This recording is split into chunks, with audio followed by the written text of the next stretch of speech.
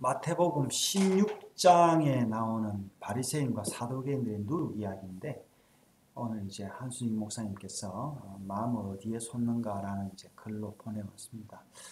우리가 본문을 먼저 한번 읽어보겠습니다. 제자들이 건너편으로 갈새 떡 가져가기를 잊었더니 예수께서 이르시되 삼가 바리새인과 사두개인들의 누룩을 주의하라 하시니 제자들이 서로 논의하여 이르되 우리가 떡을 가져오지 아니하였도다 하거늘 예수께서 하시고 이르시되 믿음이 작은 자들아 어찌 떡이 없으므로 서로 논의하느냐 너희가 아직도 깨닫지 못하느냐 떡 5개로 5,000명을 먹이고 주운 것이 몇 바구니며 떡 7개로 4,000명을 먹이고 주운 것이 몇 강줄이었는지를 기억하지 못하느냐 어찌 내 말한 것이 떡의 가늠이 아닌 줄을 깨닫지 못하느냐 오직 바리새인과 사두개인들의 누룩을 주의하라 하시니 그제서야 제자들이 떡의 누룩이 아니요 바리새인과 사두개인들의 교훈을 상가라고 말씀하신 줄을 깨달으니라. 자, 이제 누룩 이야기를 했는데 이 제자들도 이제 예수님의 비유를 잘 모르는 것 같아요. 우리도 이제 그렇긴 한데 당시에 듣는 옆에 있는 제자들도 몰랐는데 자 오늘 한번 뭐라고 썼는지 한번 보겠습니다. 예수님께서는 전 인류의 생명의 떡이 되시기 위해서 베들레헴에 오셨다. 이 세상에는 참된 생명의 떡이 없기에 친히 자신이 하늘의 생명의 떡으로 이 땅에 오신 것이다. 떡의 본질적 특성은 생명을 유지하는 것이기에 세상의 떡은 먹고 그날의 육신의 생명은 유지하나 죄악 속에서 여전히 죽음 아래 살게 되는 것이다. 생명의 떡은 아담이 하나님의 생명을 받은 것처럼 이 떡을 먹고 믿음으로 하늘의 영원한 생명을 누리게 된다. 즉 영생의 은혜 가운데 살게 된다는 말씀이다. 자, 우리가 사실은 뭐 생명을 받아는 이게 가장 큰 선물이죠. 이제 이 선물 때문에 우리가 계속 이제 먹는데 한번 계속 보겠습니다. 그러므로 예수님께서 보여주신 오병이어와 칠병이어의 기적은 단순히 적은 떡으로 많은 사람을 먹였다는 기적을 보여주는 것이 아니라 하늘을 향하여 축사하심으로 하늘에서 오신 생명의 떡이신 자신을 보여주기 위한 것이다. 자, 그래서 어떻게 보면 이제 옛날에 엘리사 시대 하늘에서 창문을 여신들 이제 그랬는데 진짜 하늘에서 창문이 열려서 떡이 많이 내려온 거예요. 예. 그러나 제자들은 이런 기적을 경험했음에도 여전히 다른 표적을 구했고 그들의 노중에서 떡을 챙겨오지 못했다고 서로 간 깊이 논의를 했음을 말하고 있다. 이제 여기서도 계속 이야기하죠. 네. 그러니까 계속 떡까지 오기를 잊었다. 이제 그러면서 그러니까 어찌 보면 뭐 예수님이 떡 준비했냐 이런 거를 안 묻지를 않았는데 자꾸 이 사람들의 어떤 이 생각들은 계속 보이는 것에 대한 이제 잡히는 것에 대한 거죠. 떡의 기적을 계속 경험했지만 이들의 최대 관심사는 떡의 문제요 먹는 문제였다. 사실 이 먹는 문제는 제자들만의 문제가 아니라 모든 인생들의 문제이기도 하다. 예수님께서도 사람이 떡으로 살 것이 아니요 하나님의 입으로부터 나오는 모든 말씀으로 살 것이라 하시면서 먹는 떡 문제를 완전히 무시하지는 않으셨다.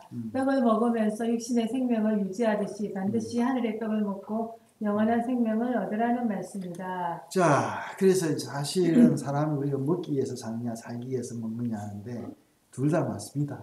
둘 다. 자, 그래서 어떨 때는 먹는 게 목적일 수도 있어요. 예, 어떨 때는 사는 게 목적일 수도 있고 우리가 뭐 단지 뭐 생명 부지하기 위해서 먹는다면은 요리가 뭐 필요하겠습니까? 알약 먹고 마는 거죠. 그러니까 하나님 우리에게 먹는 즐거움도 준 거예요. 자, 한번 또 보고 있습니다. 제자들도. 제자들이 서로 떡 가져오기를 잊었다고 말할 때 예수님께서는 바리새인과 사두개인의 누룩을 주의하라고 말씀하신다. 제자들은 예수님의 이 말씀의 본 뜻을 바로 깨닫지 못하고 계속 떡 이야기를 하자 예수님께서는 오병이어와 칠병이어 기적을 왜 기억하지 못하느냐 하시면서 다시 한번 바리새인과 사두개인들의 누룩을 주의하라고 말씀하셨다. 그제서야 예수님이 말씀하신 누룩은 떡의 누룩이 아니라 이들의 교훈을 상가라는 말씀인 줄 깨닫게 된다. 왜 떡 이야기를 할 때 바리새인과 사두개인의 누룩이라 했겠어요?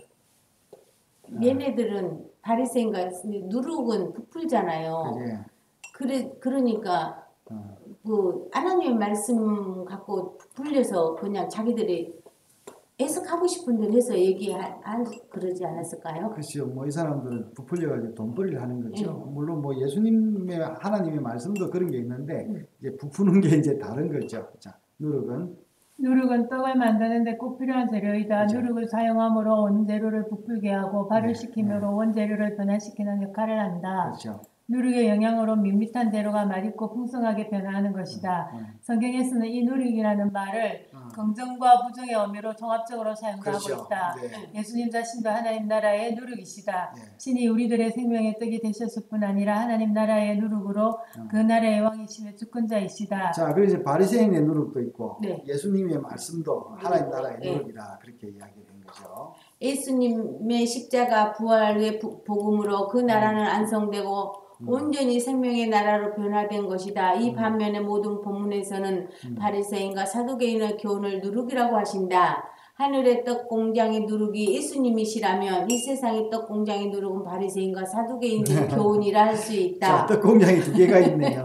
하늘 떡 공장, 네. 바리새인, 사두개인 떡 공장. 네. 네. 성경에는 바리새인과 사두개인들은 다수이지만 누룩은 하나의 단수로 표현하고 있다. 그렇죠. 예, 이것은 세상에서 다양한 누룩이 사용되고 있는 듯하지만 결국은 하나님 나라를 대적하는 하나의 누룩임을 말하고 있는 것이다. 그러니까 지금 이 모세가 기적을 하나님의 말씀으로 기적을 베푸니까 저기 이집트에 네, 그 술사들도 다 했잖아요. 예 그런 것처럼 그러니까 예수님이 이 누룩을 이야기하니까 바리새인들도 누룩을 이야기를 하는 거예요. 세상 떡 공장에는 끊임없이 하나님 나라의 생명의 떡을 대적하고 있다. 사실 예수님께서 만드신 떡은 단지 누룩의 특성만 있는 누룩이 없는 무교병이다. 누룩의 특성만 있고 누룩이 없는 맛이 있는 진짜 누룩은 진짜 부풀게 하는 능력과 이거는 있는데 맛은 뭐예요? 맛이 없는 거죠. 네. 무교병이니까. 무교병이니까. 그러니까 첨가제가 거의 없는 거예요. 첨가제가. 맛이. 네, 첨가제가 없는 거예요. 그 자신이 흠이 없고 죄가 없는 온전한 제물이시기 때문이다. 그래서 소재물도 누룩 없는 무교병이다. 네. 바리새인의 누룩은 말씀의 생명을 제거한 형식과 외식의 떡을 만든다. 네.